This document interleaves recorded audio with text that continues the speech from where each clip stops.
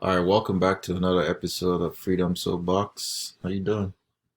I'm doing actually, you know what? Let me tell you the truth. Uh, I'm not doing well. Why? Be- I shouldn't even be smiling. Okay, this might have something to do with or stem off of what we're going to talk about today, but okay, every other week I feel like I'm catching a cold. Mm, So all day today, I mean, I know I didn't talk about it, but I feel like I've been battling this cold, especially like last night and yesterday.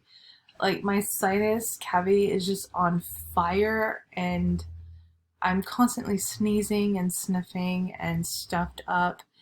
And I have, like, today I felt like all, what do you call it, malaise? mm. So I've been feeling like that all day. Why do you think Even that's happening? just my own idea is I feel like, I mean, I'm with Amara 24/7, and we all know that she likes to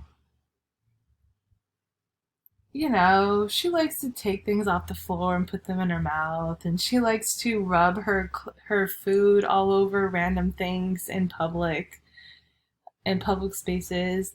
You know, if you give her a cookie, she's before she puts it in her mouth, she's gonna reach over and try to touch the doorknob with the cookie, and then put it in her mouth. I don't know why she does this. She doesn't listen when I try to get her to not to do that, but she'll do things like that. And I feel like she's exposing herself to a ton of germs, which I think is, um, it's probably really good for her. I think babies naturally do that, and it's because it's going to activate their immune system and make them stronger. All right. Well, But that brings us to the point of what we want to talk about today, which is kind of like how do you but deal? she's making me sick with the germs that she's carrying. It's just Is picking what up. I'm saying. Yeah, I you're think she's probably a carrier of germs, of viruses or bacteria that are causing whatever cold is happening, and she's spreading it to me because she's just sneezing and cough like in my face all day. hmm Um, so it doesn't affect her clearly. Well, maybe it does, and she just can't communicate that to us, and that also is bringing us to what we want to talk about today. okay. All right. Well, I think that yeah, you're right. She's probably spreading germs to you, but then you're a lot of that's what's happening there. I think it's helping her learn. We want to talk about how do you teach, what is the best way for a baby, a preschool age baby to learn. Infant, she's 14 months old, and we're basically going through it, the whole journey, different styles of learning. Yeah. And I think that I think we should talk about what's worked for us, what hasn't worked for us in all that time. Okay. I know that children, especially babies, they learn by playing and exploring their environment, and she Mhm. does a lot of that. Mhm. And sometimes it can be scary, watching her. Yeah, because she likes to do dangerous things, or she likes to put things in her mouth. So um, Yeah, she'll she's had her fair share of falls and hits too. she'll yeah, and basically that's how they learn. Right. They're ready to learn. She's ready to learn. Her brain is somewhat, it's growing as long as while she's exploring things, she's quickly putting things in her mouth, and she's picking up germs while she's at it. And I know there are, other parents out there who are want to stress to shelter them a little bit more. Like, Mm. you see them eating out the floor, or you know, or like climbing the stairs by themselves, or something like that. It's like, no, get them off the stairs, keep them away from that. If you see them do that, take them down and go put them in a safe place. Or if you see them, trying to like rub their cookie on, you know, a doorknob, then you should stop them. But in a way, I also feel like that's kind of sending a message to them.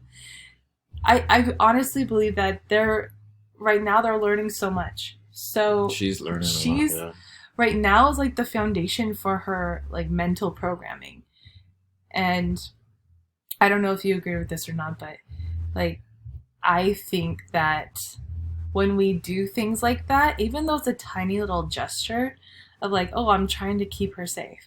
Mm-hmm. But if like I don't allow her to try to climb the stairs or something, if I take her down and tell her no, she can't do that, I think that that's sending a message that she can't do things. Yeah, That's programming for the future that she shouldn't trust herself. right, because she does need that stimulated environment with plenty of different ways to play, and that's how she actually learns. So she's gonna need opportunities to try things, fail at it, learn, Yeah. and repeat. And during that process of learning while playing, she gets good at doing different things. I know I've certainly watched her maybe like when I'm walking her to the car. Yeah. First, when she approaches a narrow path, I can tell, and she stops because she doesn't know what to do. She stands there, and I walk up to behind her and I go, keep going, and I Yeah. sort of lead her through that narrow path. And then today, this evening, she just walked right through that narrow path. She didn't need me to tell her to keep Okay. going. So it's a sort of that pattern recognition Yeah. that helps with infant learning. Uh, Right. I also think that they have, just having that warm and engaging relationship with us as parents Mm-hmm. that are involved. And it doesn't have to be parents, it can be any caregiver that's paying attention, grandma, family members, paid caregiver, whatever the case may be. But having that Yeah. warm and engaged, responsive relationship, it plays a very vital role in helping her learn through, especially in these early years. Mm-hmm. These are very formative years for her. And Yeah. just being with her day to day and um, being present to want, like when she would fall and she screams, and I think that particular time she wants a hug. She needs comforting. Yeah. She needs someone to help calm her down, or at least, even sometimes when she gets all fussy or like, like panicky almost, like where she's just, like she sees me walk away and then she starts screaming Hmm. or something like that. And then I come back and she's still mad. Or even if she just falls down for whatever reason, I think another thing, I think it's good to go to her. And what I've been doing lately is not only just holding her and giving her that hug, but I'm trying to teach her how to calm herself down. Hmm. So I think these are the years that you should instill that in her brain. Like, this is how, when you're in that panic state or high anxiety or state, you need to take these deep breaths and just like take some cleansing breaths and calm yourself down. So like now, anytime she gets in that like panic hysterical state, I've been really trying to take some deep like cleansing breaths. And I've noticed that, I mean, she's not taking big deep breaths with me, but I don't know, maybe she's feeling my energy, that I'm Right. that I'm bringing myself down to a more calm state, and maybe she's reading that and she feels like it's okay to calm herself down. But I'm hoping that what that's doing is it's telling, like when she's a little bit older, maybe she'll catch on and then she'll know how to calm herself down when she gets hysterical. Yeah, absolutely. Because she's learning from us. We're her teachers, her first teachers. So Right. she's seen how we're handling different stressful environments, stressful events, or when something happens to her, how we react to it also helps her feed off of it. It's also important to learn her cues, Mm-hmm. when she's angry, when she's hungry, different cues like if that because she can't talk, so Right. we have to learn those Yeah. nonverbal cues.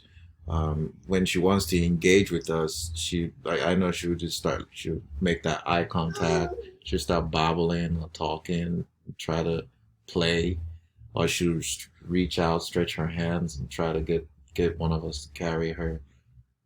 Yeah. Those are important to pay attention to.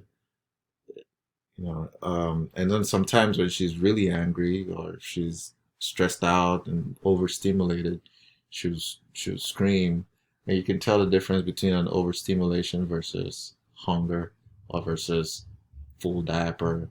Those different cues. Yeah, it's really, you're right. It's really important to catch on to how your baby communicates that, Hmm. or just what they do when that's going on. You really need to watch your baby and pay attention to what they do every step of the way. And I know that so well now. Remember in the beginning when she was born? And it was so hard. I mean, I was already dealing with recovery, and that was really, really hard Hmm. for me. But at the same time, just figuring her out it took a while Hmm. for me Yeah, at least. I mean, and maybe a reason for that is because we didn't really have any help. Like, it's not like my parents or your parents came over and spent time with us, like what, traditionally what a lot of families do. It was just us. yeah, we're learning So we basically had to just learn this trial by and error. ourselves. And all we had was us and YouTube. And So, there's nothing wrong with that. There's there's a a, lot of yeah. parents, new parents out there that are having to figure it out by themselves. But reading, researching, watching YouTube, Hmm. it goes a long way because all the information we need is out there. It's a luxury to have grandparents or have parents that can That can come there come and and even show us. give Yeah. you a break and let you rest, but also like walk you through every step of taking care of your baby for like the first few weeks. Oh my gosh, because someone showed me exactly how um like how many times a day the baby really does need to sleep, and how you need to put the baby on a schedule Hmm. and get her on this like feeding sleeping schedule. Because remember how it was like she needed to be awake for she needed to sleep for 2 to 3 hours, Hmm. and then she didn't need to be awake for too long. That period that she's awake, it's like get some food in you, and that's pretty much it. Food, maybe bath, change a diaper, and then get them back to sleep. Hmm. And it's like that in the very beginning. Um, I didn't know that. Remember the first couple weeks we were like, gosh, she's just staying up all night. I guess that means we have to make sure she stays awake longer, like longer periods of time so that she'll be exhausted to sleep at night. Because we were thinking that she's like, like a kid. Yeah. But, babies don't work that way. And we didn't even realize that she was giving us the signs that she was overstimulated at times and she needed to sleep. Like, she shouldn't be awake past 45 minutes. And if you keep her up past an hour, she is overstimulated and overtired, and it's going to be near impossible to get her to sleep. And this is around the first This, few months. yeah, this is One the first zero few to months. 0 to 6 months. We had no idea. It's okay, and there's no, and also as a new parent, you're gonna make mistakes. Hmm. Don't be too hard on yourself because it's a learning process. It's a journey. You're learning to understand your child, and as time goes on, they drop certain habits and they pick up new ones. Right. And as she grows, her You're gonna personality starts to become more clear, and you start to understand her cues even better. The first Right. 0 to 6 months, it's hard to kind of read her because you don't even know what to look for. Well, the thing is, in the first few months, what babies do, it's almost like they're these machines. Like they're very like babies do what they do. Is what Mm. I want to say. Like they're gonna all sort of do a similar thing, and it's not until maybe I think the third month or maybe 2.5 or 2 months, when you really start to see some actual personality come out, and then they start doing things that might be a little bit unique to them. Right. Because we saw that she started doing things that were like the first time she smiled was crazy. I was feeding her, and I remember I made a video of it because it was like I could not help myself, and I sent Yeah. it immediately to you. Or like I was trying to feed her, and then she did this semi smile, and Uh-huh. I like rubbed the went up like and down with the nipple, and she was just like, Okay.